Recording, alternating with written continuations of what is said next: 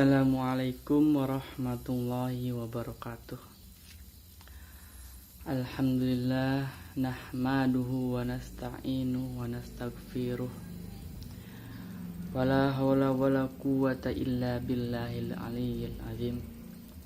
Allahumma salli ala sayyidina Muhammadin al-fatihi lima ughliqa wal khatimi lima sabaq. Nasiril haqqi bil haqqi wal hadi ila siratikal mustaqim. Wa sallallahu ala sayyidina Muhammadin wa ala alihi wa sahbihi wa sallim. A'udzu billahi minasyaitonir rajim. Bismillahirrahmanirrahim.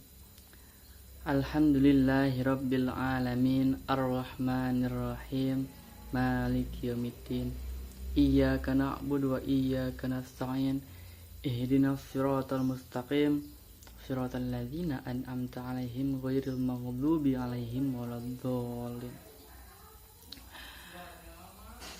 Pertama-tama dan yang paling utama adalah kita panjatkan puji dan syukur kita, nikmat hidup kita, nikmat nyawa kita, nikmat apapun itu, nikmat bernafas, nikmat melihat dengan kedua belah retina mata kita, nikmat mendengar kita, nikmat masih bisa bernafas, nikmat masih bisa berbicara, nikmat segala nikmat yang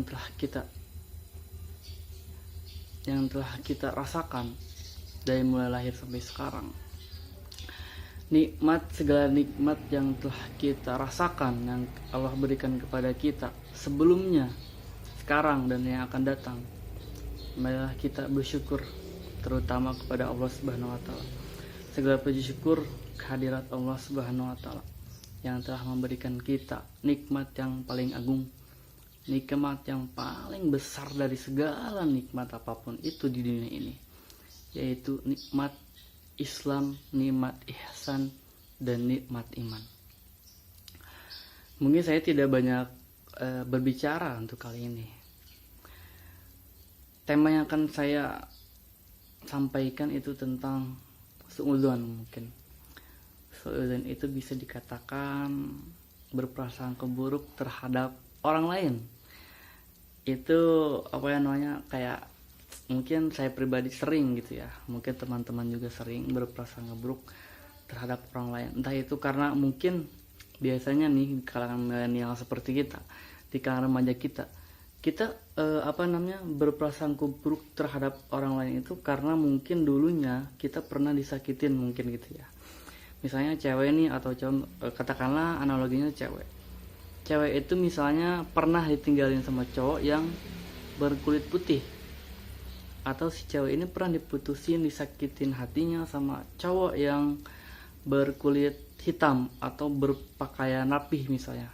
Maka terinstall mindsetnya, dia mengatakan bahwasanya, jadi dia berprasangka buruk bahwasanya semua cowok itu yang kulitnya putih atau yang pakaiannya rapi itu adalah cowok yang terbaik.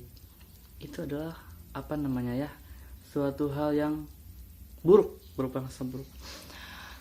Allah juga berfirman dalam Al-Quran tentang tentang prasangka buruk tersebut. Quran surat Al-Hujurat ayat 12 yang artinya, sesungguhnya sebagian dari prasangka itu adalah keburukan, yaitu dosa. Terus apa dong kalau misalkan cara menyembuhkan kita dari keburukan tersebut, cara menyembuhkan kita dari prasangka? Karena mungkin bagi saya pribadi dulu itu sulit untuk menyembuhkan sakit hati, mungkin bagi teman-teman juga sangat sulit banget ketika kita pernah disakitin oleh seseorang sampai nangis. Mungkin kita sulit untuk sembuh. Apa dong gitu obatnya untuk menyembuhkan suatu hal tersebut? Yang saya pelajari dari berbagai referensi buku atau ilmu psikologi, komunikasi, dan lain sebagainya, itu yang bisa kita pelajari, yang bisa kita lakukan untuk diri kita sendiri. Kita harus menyadari dulu bahwasanya obat sakit hati, bahwasanya yang bikin kita sakit hati itu bukan orang lain. Yang bikin kita sakit hati itu bukan dia, bukan mantan kita mungkin ya, bukan pacar kita, bukan orang lain. Yang bikin kita sakit hati itu adalah diri kita sendiri. Makanya kita tidak boleh berprasangka buruk pada orang lain. Kenapa kok dia bisa nyakitin aku? Karena kita mengizinkan seperti itu. Terus seakan-akan kita dialah yang paling berdosa di dunia ini, sementara kita paling terpuruk gitu. Terus kita berprasangka buruk kepada orang yang sama, orang yang ganteng itu misalnya, semua cowok ganteng semuanya yang berprasangka buruk, itu tidak boleh dalam Al-Quran maupun dalam hadis. Kita harus menyadari bahwasanya yang bikin kita sakit hati itu bukan orang lain, tapi diri kita sendiri. Kenapa kok bisa seperti itu? Nah, kenapa kok bisa seperti itu? Karena ketika kita dekat dengan seorang, ketika kita pacaran dengan seorang atau apapun dengan seorang, kita berekspektasi, berkeinginan lebih. Sehingga keinginan tersebut jikalau tidak sesuai dengan realita yang ada, kita sakit hati. Terus berarti tidak boleh berkeinginan dong, kan gitu mungkin ya.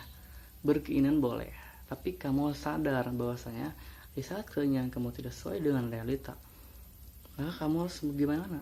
Responnya seperti apa? Apakah sakit hati, menangis-nangis, dan lain sebagainya? Karena ingat dikotomi kendali ya dalam filsafat teras. Kita tidak bisa mengatur orang lain. Kita tidak bisa mengatur perasaan orang lain. Kita tidak bisa mengatur perilaku orang lain. Kita tidak bisa mengatur apapun orang lain yang lakukan terhadap kita. Tapi yang bisa kita atur apa? Diri kita sendiri. Yang bisa kita atur adalah bagaimana kita menyikapi hal tersebut. Karena pada dasarnya emosi negatif seperti sakit hati, galau, dan sebagainya, itu adalah persepsi kita sendiri. Jadi kalau kita mendapatkan masalah, kita akan menjadikannya sebuah malapetaka atau menjadikannya sebuah anugerah untuk kita pelajari di kehidupan yang selanjutnya. Makanya ada seorang bijak, bukan seorang bijak ya, dulu itu zaman Ibnu Sina, Al-Ghazali dan sebagainya. Ada seorang hamba. Seorang hamba itu bertanya kepada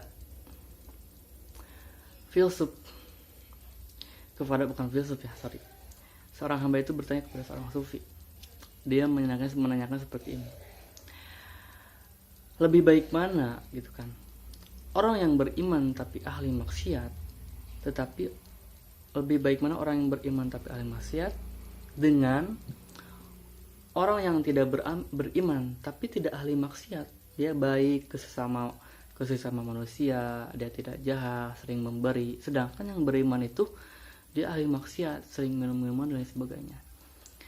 Mendengar pertanyaan tersebut, sang bijak menjawab dengan tersenyum, gitu ya. Dia mengatakan bahwasanya dua-duanya baik. Lalu si hamba ini kebingungan, kok baik gitu ya? Karena yang beriman dan ahli maksiat dikatakan baik, yang tidak beriman dan tidak maksiat pun dikatakan baik, katakanlah kafir untuk orang yang kedua.